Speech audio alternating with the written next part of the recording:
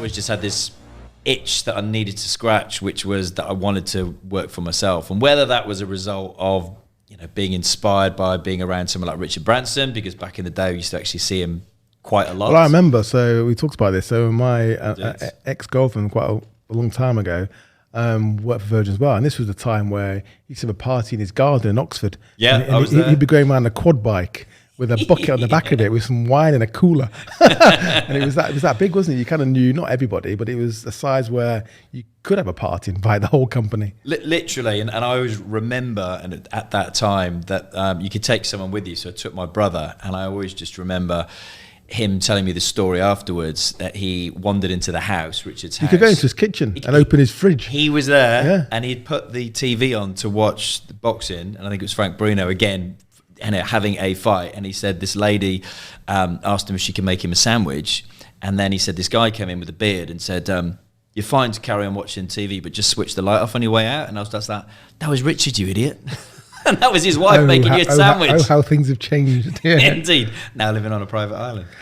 Well, yeah. So you didn't need probably can't fly anywhere now. Else, I think. So how did you get from that to Virgin Startup, which actually was one of the delivery partners, it's called, of Startup Loans Company, which is now part of British Business Bank, where I was actually a director, but that wasn't when you were there, was it? No. But that's how it's transpired since. But look, I'd always wanted to start my own business, and I had various ideas, and I kind of knew that the time was right to leave, because instead of going out and partying, which was kind of like standard for every trip back then, or doing a bit of sightseeing, I was staying in my room and just researching different business ideas, everything from importing, exporting furniture through to opening kids play areas, all sorts of different ideas that I had. And I was just in my room researching stuff online, and then the opportunity came up through the last recession I met my girlfriend, wife, now mother of my kids, on a flight. She was a beauty therapist in upper class. I met her on a flight to LA.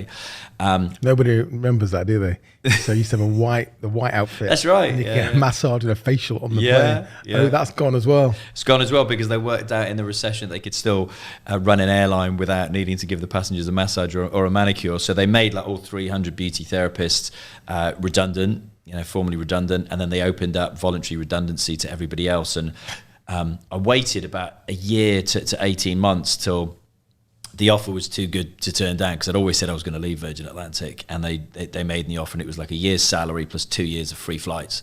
And I was like, if I'm ever going to go, now's the time to take it. So I took voluntary redundancy and started my first business, which was in the health and fitness space, and then we're probably on to iteration 3 or 4 now.